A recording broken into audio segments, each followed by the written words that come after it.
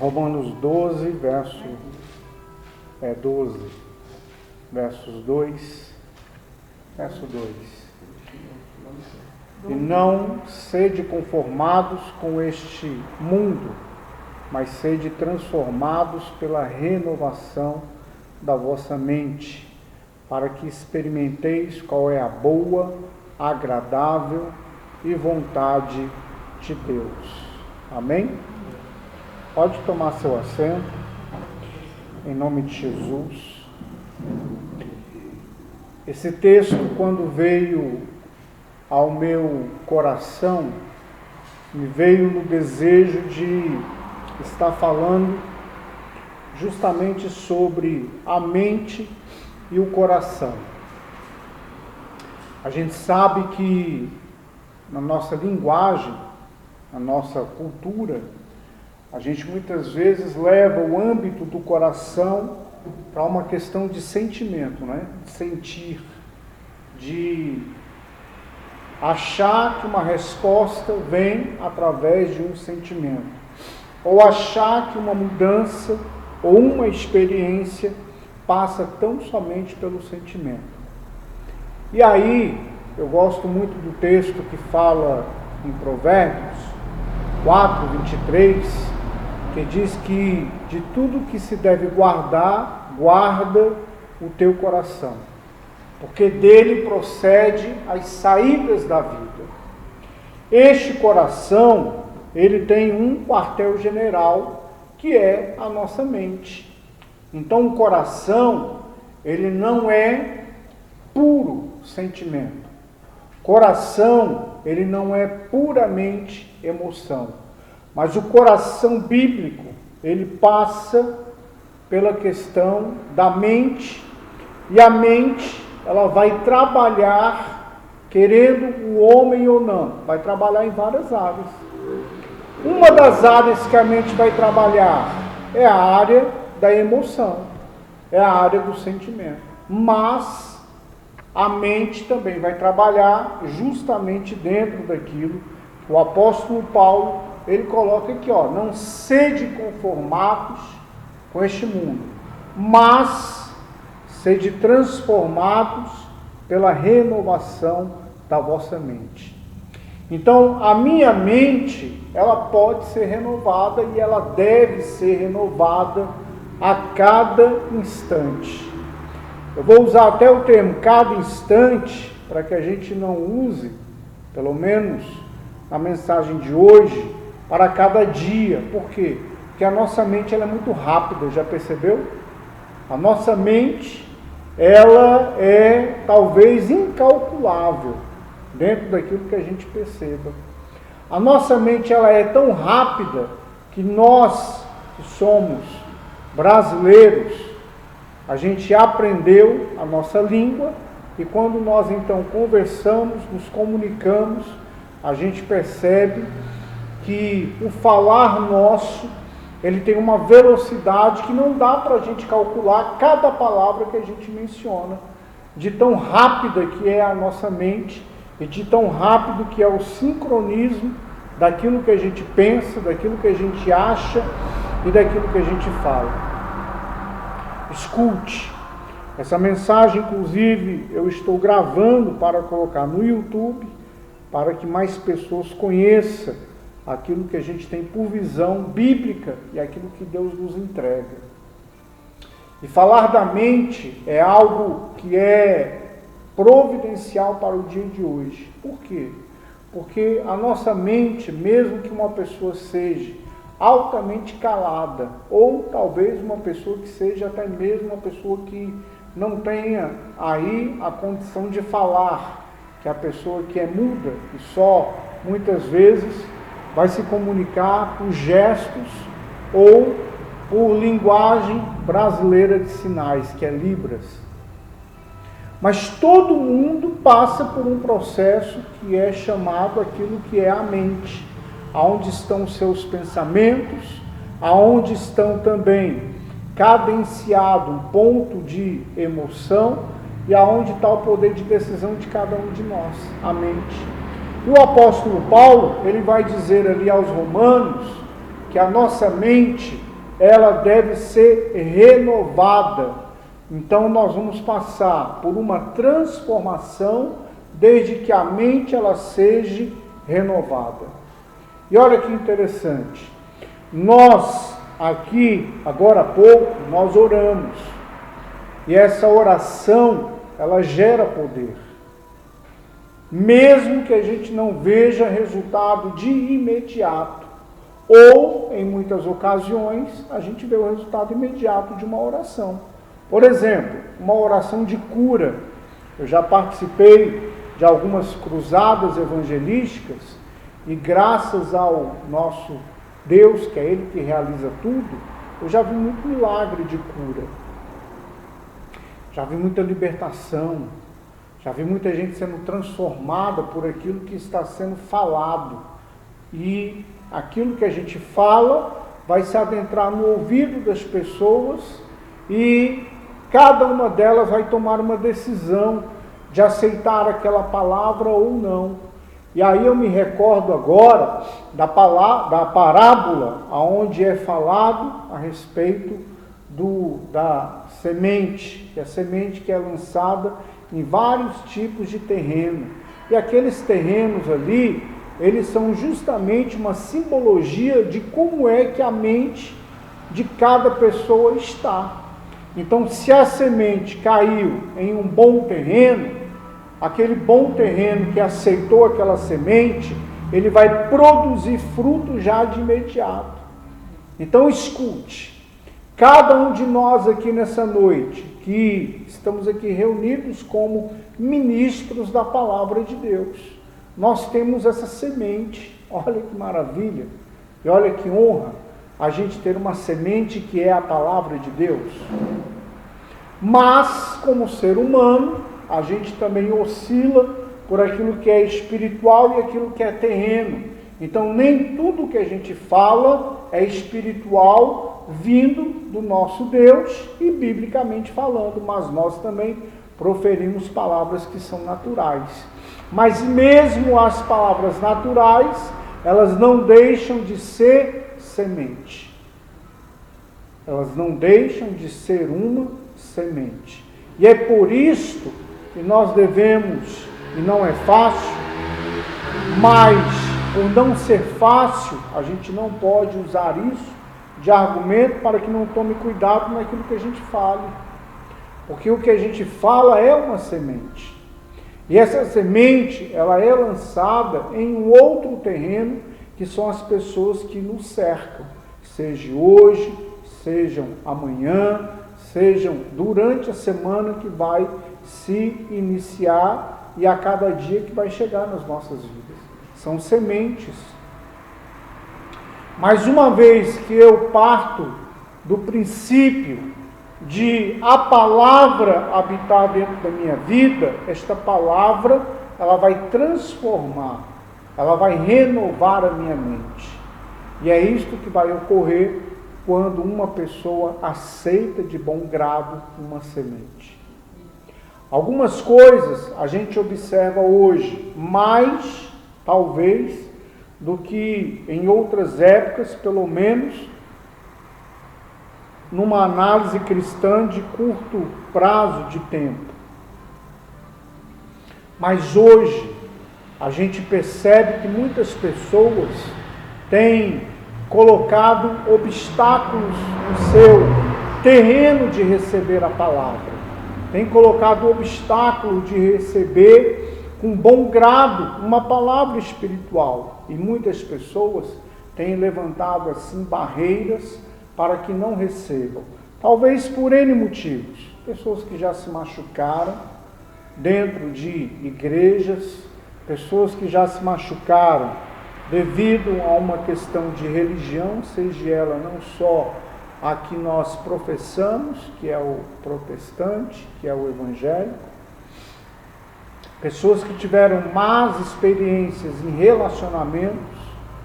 Mas a verdade é que o apóstolo Paulo, homem que enfrentou situações muito adversas, homem que já enfrentou naufrágio, homem que já enfrentou falsos irmãos, homem que já foi abandonado na obra.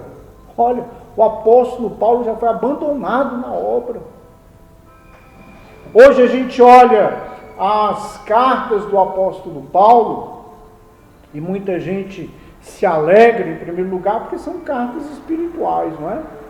Mas a gente percebe um homem que escreveu 70% do Novo Testamento, da Nova Aliança, embora inspirado pelo Espírito Santo, mas o Espírito Santo resolveu usar aquele homem. Aquele homem que já fez tantas viagens missionárias, que cuidou de tantos obreiros na obra e deixou ali implantado tantos obreiros em várias cidades, homem que não se limitava às fronteiras de onde ele estava, aliás, não se limitava nem mesmo às prisões em que ele enfrentou. Este homem já foi abandonado. Mas mesmo assim, dirigido pelo Espírito Santo, ele continuou a sua obra, o seu chamado, o propósito de Deus na sua vida e alcançou por este propósito outras vidas, inclusive estabelecendo igrejas, estabelecendo lugares para que pudessem ouvir a palavra do Senhor Deus. Onde eu quero chegar com esta mensagem? Eu quero dizer para vocês, nesta mensagem, de que a minha mente e a sua mente, receptora de uma semente que é espiritual, traga pelo Espírito Santo, quando você está se debruçando na Bíblia, quando você está lendo as Escrituras Sagradas ou quando você está ouvindo, diga-se de passagem, uma mensagem genuína, porque hoje em dia, infelizmente, nem todas as mensagens são genuinamente bíblicas. A gente tem mensagens aí de manipulação, a gente tem mensagens de coach, a gente tem mensagem de várias situações, até mesmo de puramente experiências humanas, mas não uma mensagem espiritual bíblica, muitas vezes. Mas quando você está se debruçando, igual mesmo aqui agora há pouco, o pastor Gilson falou, que hoje ele leu esse verso, né? Romanos capítulo 12, versos 2 e 3.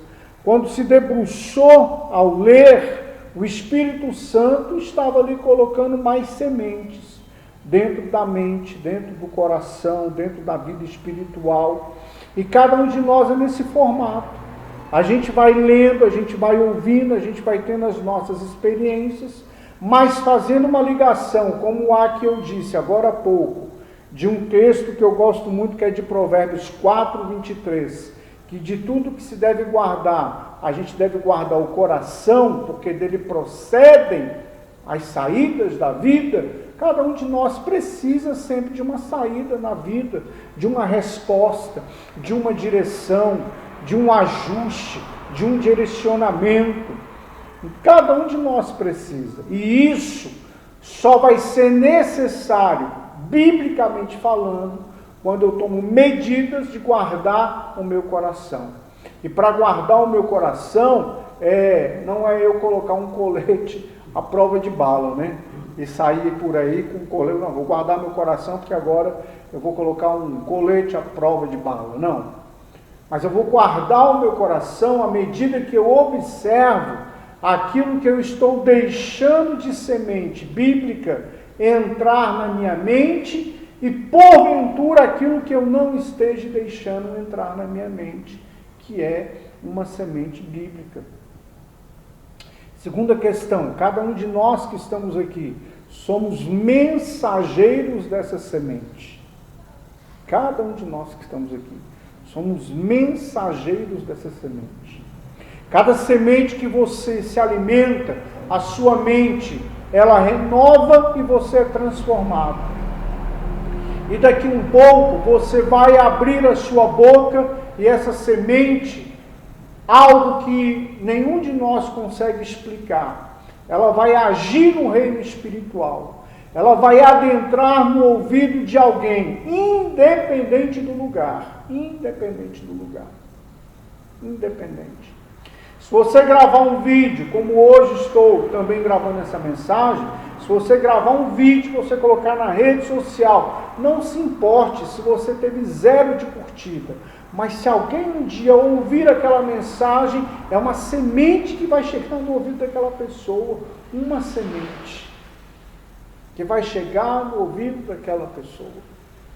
Se você fizer um culto numa casa, espiritualmente, aquela casa vai se transformar na igreja do Senhor Jesus. Por quê? Porque as pessoas estarão ali reunidas para ouvir a semente que você está lançando.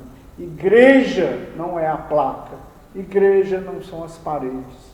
A igreja ela é composta de seres humanos. E este mesmo apóstolo Paulo, ele fez uma comparação com o corpo. E é por isso que muitas vezes nós chamamos a igreja de o corpo de Cristo. Então a igreja, ela é uma reunião de pessoas. Ela é uma reunião de pessoas. E nesta reunião de pessoas, a primazia, o primeiro lugar, tem que ser ele, Jesus. Eu acho interessante que ele mesmo disse que onde estiverem 2 ou 3 reunidos em meu nome, eu estarei aonde? No meio. Olha só, o meio é o centro. O meio é o lugar central. Onde tiverem 2 ou 3, eu estarei no meio. No meio. Então ele é o centro. Outra coisa interessante, na cultura, onde o próprio Jesus estava ali ministrando, tinha-se o hábito de se reunir pelo menos 12 pessoas. Era um hábito. Se não reunissem 12 pessoas, eles não poderiam ali considerar uma assembleia e ministrar a palavra de Deus. Jesus vem e diz assim, olha, se tiverem 2 ou 3, eu estou no meio.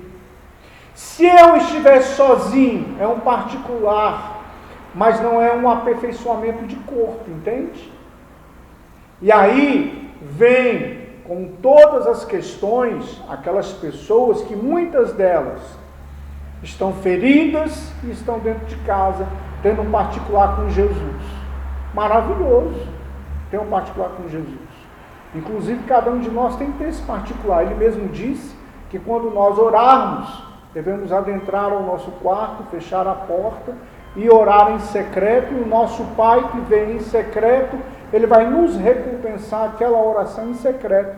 Temos que ter o nosso particular com ele.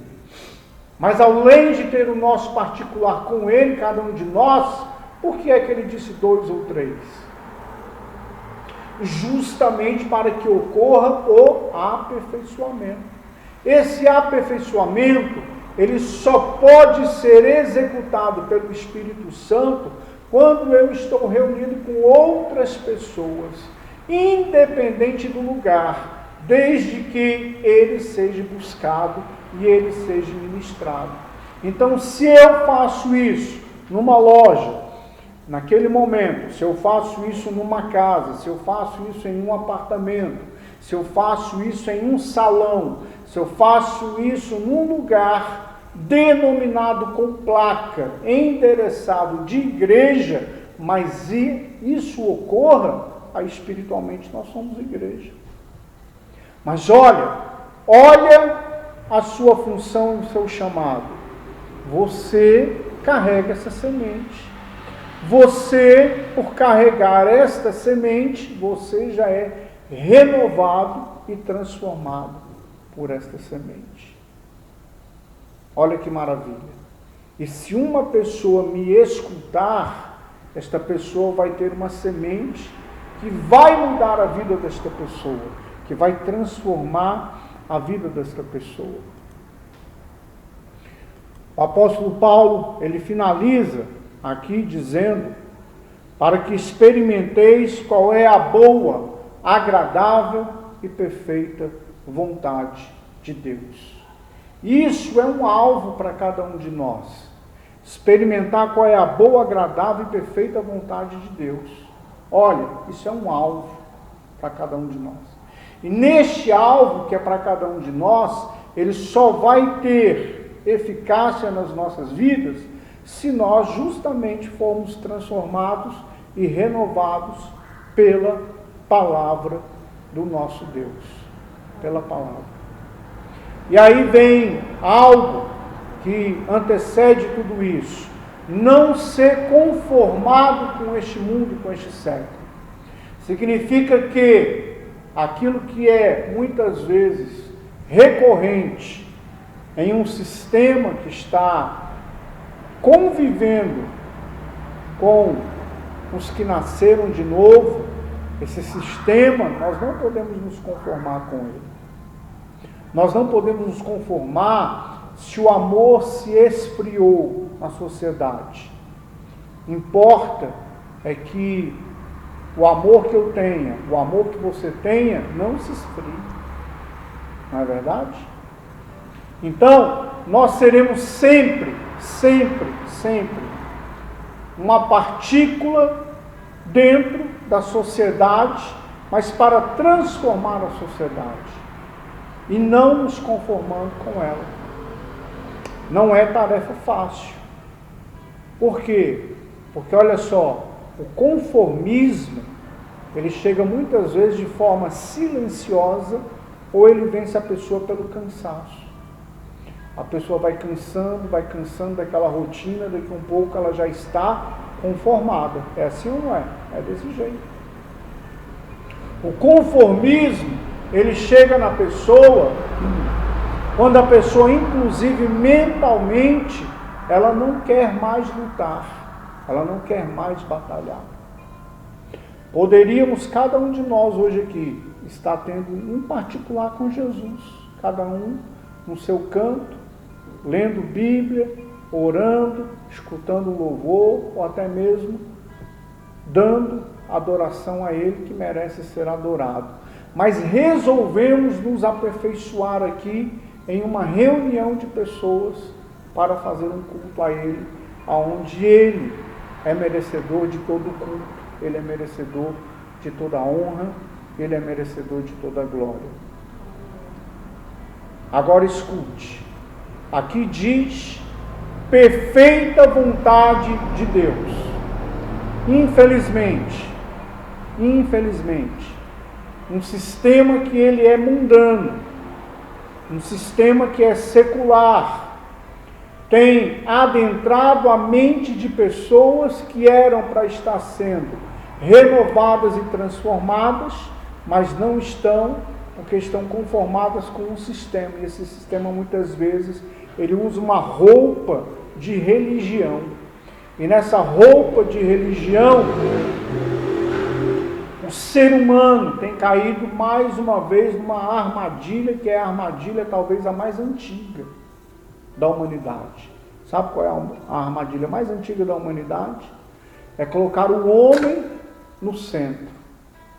Eu disse aqui que Jesus está no centro. Mas a armadilha é colocar o homem no centro.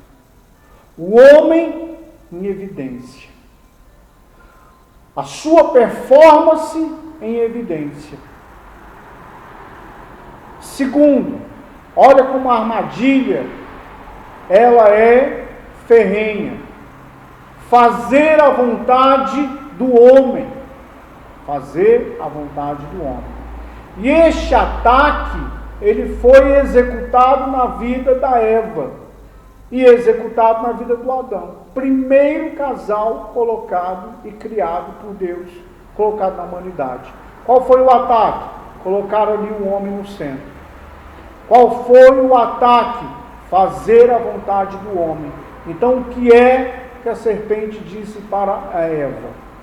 Mas olha, não foi bem isso que ele quis dizer.